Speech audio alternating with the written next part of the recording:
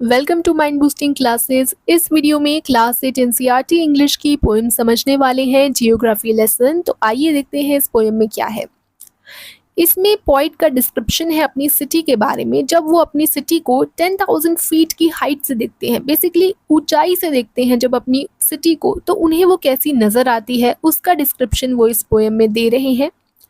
यहाँ पे भी आप पढ़ेंगे तो आपको यही सब बताया गया है। Can you imagine what your city would look like if you saw it from 10,000 feet above the ground. अगर आप ग्राउंड से 10,000 फीट की ऊंचाई पर जाएं और अपनी सिटी को देखें तो क्या लगेगी, कैसी लगेगी आपको अपनी सिटी।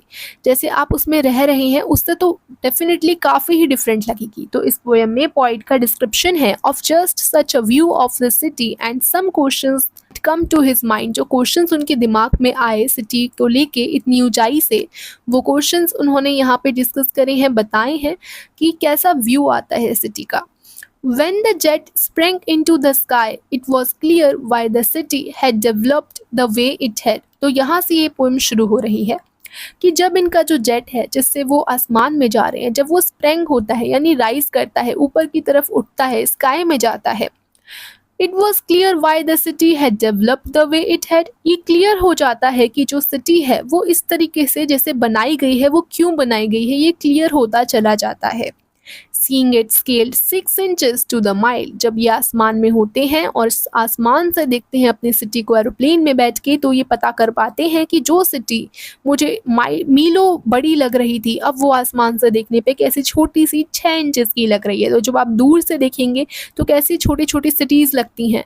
तो जैसे आप मैप में भी देखते हो तो सब छोटे छोटे सिटीज़ से दिखती हैं आपको, लेकिन एक्चुअल में जब आप हो तो आपको वो बहुत बड़ा एरिया लग रहा है। तो वो बताते हैं कि कैसे जो माइल का लगता था मुझे डिस्टेंस, वो अब कैसे छोटा सा लग रहा है, वो जो एरिया लगता था इतना बड़ा, वो अब कैसे 6 इंचेस का लग रहा है, कैसे मेरी सिटी छोटी सी हो गई है। There seemed an inevitability about what on ground had looked haphazard, unplanned or without style when the jet sprang into the sky। जब जेट आसमान में जाता है तो इन्हें पता चलता है कि जो मुझे ज़मीन पे जब मैं था तो मुझे जो लग रहा था एकदम अनप्लैंड, विदाउट किसी स्टाइल के, इधर उधर बिखरा हुआ सब कुछ लगता था सिटी में। हैफेज़र्ड का मतलब होता है विदाउट किसी ऑर्डर के, एकदम विदाउट प्लानिंग के। तो वो बताते हैं कि जब वो जाते हैं आसमान में तो वो बिल्कुल अवॉइड नहीं कर पा रहे इस चीज़ को कि मैं जब था ग्राउंड पे तो जो चीज़ मुझे एकदम अनप्लान लग रही थी, विदाउट स्टाइल लग रही थी, वो सब वो अवॉइड नहीं कर पा रहे हैं। जब वो एकदम आसमान में जेट से देखते हैं तो उन्हें अपनी सिटी कुछ इस तरीके से नज़र आती है। मैं ऊंचाई पे जा रहा हूँ, अपनी सिटी को देख रहा हूँ, तो वो मुझे कैसे ऑर्गेनाइज्ड लग रही है। When the jet reached 10,000 feet, it was clear why the country had cities where the rivers ran and why the valleys were populated। जब जेट 10,000 फीट की ऊंचाई पे जाता है तो उन्हें ये समझ आता है कि क्यों हमारी कंट्री में जो सिटीज़ हैं वो वहाँ पर बसी हुई हैं जहाँ पर नदियाँ बहती हैं, क्यों नदियों को किनारे ही लोग आकर बसे हुए हैं शहरों में, और क्यों वैलीज़ ही सबसे ज़्यादा पॉपुलेटेड हैं।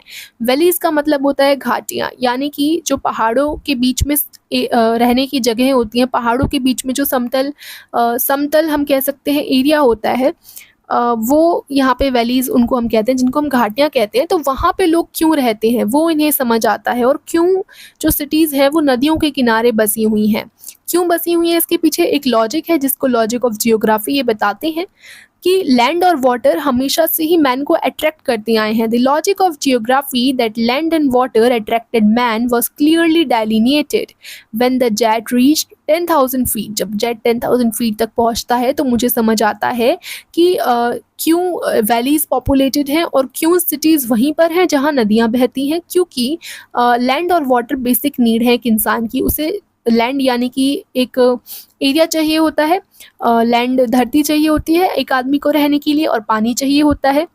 और जहाँ एक इंसान को ये दो चीज़ें मिलती हैं वो उसी तरफ जाता है बेसिकली। तो इस वजह से जहाँ पर रिवर्स हैं वहीं आसपास ही सिटीज़ हैं जिससे पानी मिल सके, और इसी वजह से वैलीज़ पॉपुलेटेड हैं, क्योंकि लैंड और वाटर ही ऐसी चीज़ हैं जो मैन को आकर्षित करती हैं और मैन उसी तरफ जाता है। वॉज क्लियरली डेलिनेटेड यानी वो साफ साफ दिख रहा था, ये साफ साफ समझ आ रहा था जब जेट 10,000 फीट की ऊंचाई पर जाता है। When the jet rose 6 miles high, it was clear why the earth was round and that it had more sea than land। तो जब जेट 6 माइल्स ऊंचाई पे जाता है, यानी और ऊंचा उड़ता है। तो अब समझ आता है, it was clear the earth was round, कि जो धरती है वो गोल है और धरती पे जो पानी की मात्रा है वो लैंड की मात्रा से ज़्यादा है, यानी पानी ज़्यादा है लैंड से अर्थ पर। But it was difficult to understand that the men on the earth found causes to hate each other, to build wall across cities and to kill. From that height it was not clear why. इतनी ऊंचाई पर जाने के बावजूद भी उन्हें एक चीज़ clear नहीं हो पाई। बाकी सब उन्हें क्लियर हो गया कि क्यों लोग वैलीज़ पर बसे हुए हैं, रिवर किनारे, नदियों किनारे सिटीज़ बनी हुई हैं, क्यों ये अनप्लैन्ड सिटी है और जिस तरीके से सिटी बनाई गई है वो क्यों बनाई गई है। सब चीज़ें, सब बातें उन्हें क्लियर होती जा रही थी, लेकिन एक चीज़ उन्हें इतनी ऊंचाई से भी क्लियर नहीं होती और ये डिफ़िकल्ट हो जाता है उनके लिए समझना कि इस धरती पे रहने वाले जो मेन हैं वो एक दूसरे में हेट क्यों फैला रहे हैं, क्यों इन सिटीज़ के बीच में दीवारें खड़ी कर दी गई हैं और क्यों यहाँ पे लड़ाई झगड़े हो रहे हैं, दीवारें खड़े करके लोग अपना अपना एरिया बांट रहे हैं, फिर मार रहे हैं एक दूसरे को। ये सब क्यों, यहाँ पे हेट क्यों फैली हुई है, क्यों लड़ाइयाँ हो रही हैं, ये सब अभी भी समझ नहीं आया इतनी ऊंचाई पे जाने के बावजूद भी। तो ये यहाँ पे इस पोएम में बताया गया है। एंड में उनके दिमाग में यही क्वेश्चन आता है। जुल्फ़िकार घोष इनके पॉइंट है इस पोएम के। तो बस यहीं पे ये पोएम ख़त्म होती है, जियोग्राफी लेसन। आई होप आपको समझ आई होगी। तो वीडियो को लाइक कर दें, चैनल को सब्सक्राइब करें। Thank you so much for watching.